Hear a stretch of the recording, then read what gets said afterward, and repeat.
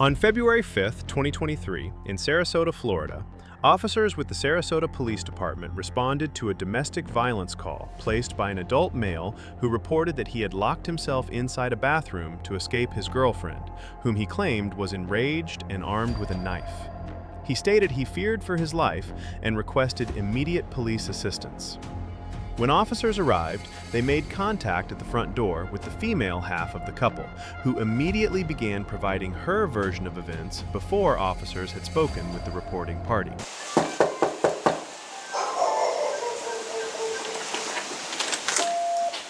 Hey, how you doing? Everything all right? Yeah, can you come in, please? What's going on? I came home. He came home from work earlier, and he's the one that called, I'll be honest. He tried to throw me out. Is there someone coming in? He's the one that called. He tried to throw me out. My name is on the lease, too. I will admit I got upset. I started throwing stuff around. He's trying to claim that I had a knife pointed at him. There is a knife. It's laying somewhere. I'm not really sure where. It was never pointed at him. I was very upset, and I have a history of bipolar disorder, and I turned it on myself because I got upset. I was never going to harm anyone, not even me. You not hurt at all? She's hit me multiple times. I didn't hit him. My jaw was the one that was bleeding. I have right here. She trashed my TV. She trashed. Look at my teeth. My teeth are bleeding. I don't know if the woman told you on the phone, but there's a knife on the floor that she had in her hands. I just told him that. I called to have her removed because she's hitting me. We are both on the lease. Step out here with me. Did you see what happened with the knife? I don't know. I ran to the bathroom. I'll be honest with you, sir. I locked myself in the bathroom and I was crying. I'm be honest. I told the woman, I said she has a knife and she's walking towards me. I don't want to press charges. I don't want her arrested because I'll be honest with you, I think she has mental issues. Like seriously, I just want her out. Like I need her out of here. Like she's hitting me. Like my TV's on the floor. She threw it off. You guys breaking up and you guys wanted her out. That kind of the situation. So we're splitting up and we had spoken last night. I had messages of her saying that she will remove her name from the lease. We'll break up peacefully. I got home from work today and she's like, I'm ready to talk. And I told her, I said, okay, like I think that we need to just break up and call it that. I'll be honest with you, I was the one that applied for this place. I was approved for my income, my credit. She has no job, no income, no credit. Is she still on the lease though? She is on the lease, yes sir. And so I had told her, I said, obviously, all the bills are in my name. She has nothing in her name. She can't even afford to live here. So I was like, obviously, if anyone has to leave, it's all this furniture is mine. I have a 3-year-old daughter that lives here. She's not here right now, thank God. She's with her mother. But I got home and when I had told her it's time, I think it's time to break up, she trashed the house. There's a very large silver knife somewhere that she was stabbing the box with. You can see the holes right there. I don't know what she did with it. Right there, she threw it in that box. Right there. That's right, it's sitting on there. And you can see, you can see. Oh yeah, stabbed into the plastic of this thing. Yep. You can see it was pulled out of this box. She stabbed it into shit. Basically, like, if you didn't have your daughter, I would hurt you. Exactly what Something to that effect. Yeah, but I told him specifically I wouldn't hurt him. I made that clear. She at some point did hold the knife to her own arm and said, if you come towards me, I'm going to hurt myself, something to that effect. And then she started stabbing the items that belong to the child's mother that is still here. Because they're still here, and this is supposed to be our place, but then there's so much in the past that still sits there. So, of course, after everything that happened last night, it still carried over into today, and I was upset, and I was like, you know what? What kind of stuff is it? It's like her Christmas decorations. Who cares about that? Come get your shit and go. It's not anything like even of value, and even if it was, like, I'll pay the bitch back. I don't care. It literally, I never intended to hurt anybody, but I do have a history of like bipolar disorder. Did you hit him though? Because he's claiming that you were hitting him. I'm assuming that you were upset. You were hitting him. He said you weren't punching him or anything like that. It was more like kind of like going at him like that. That's what I told her. It was kind of like a beating on his chest. Like, why would you do that to me? It was never intended to like hurt him in the slightest. It's just like, how could you do this to me after everything that I've gone through and done for you?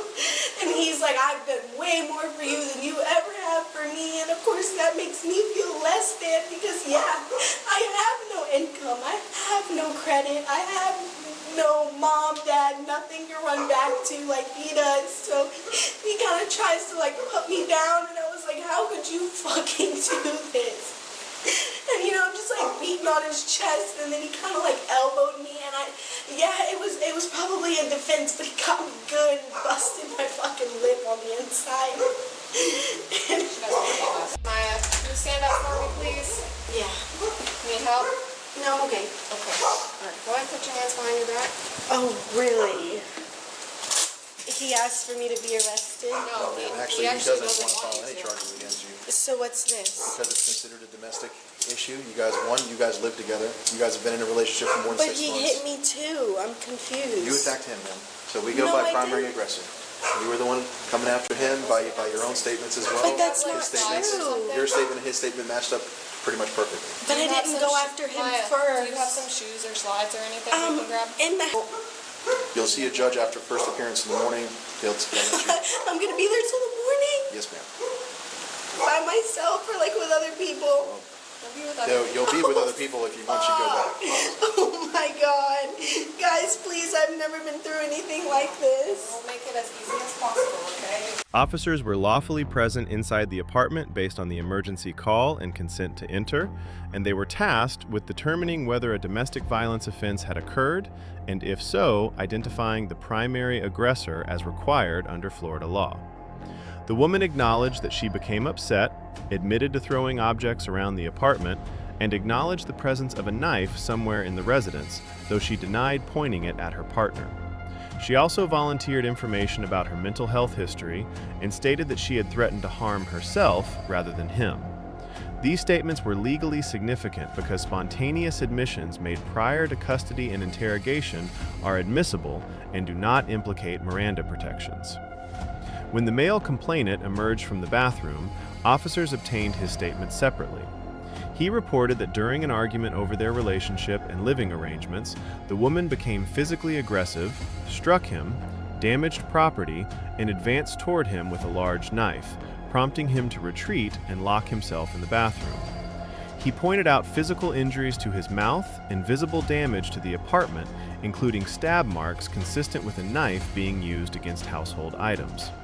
He explicitly stated that he did not wish to press charges, but under Florida's domestic violence statutes, the decision to arrest does not depend on victim preference when probable cause exists.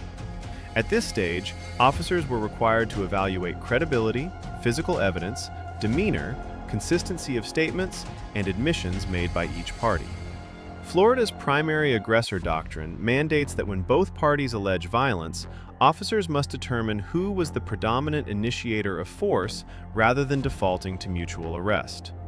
The woman's own statements that she struck him, beat on his chest, held a knife while advancing, and damaged property with the knife materially corroborated the man's account.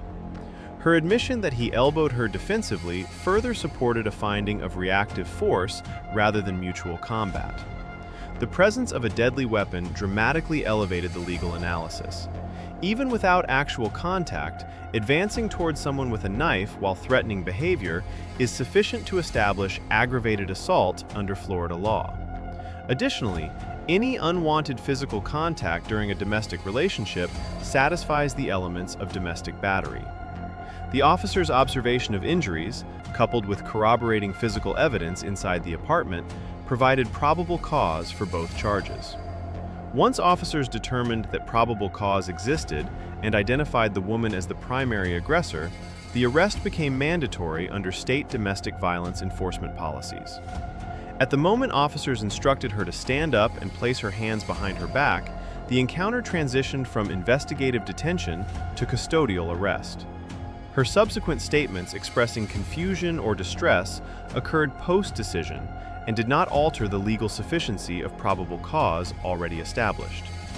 The officers correctly explained that the matter would proceed to first appearance before a judge, where conditions of release and no contact orders would be addressed.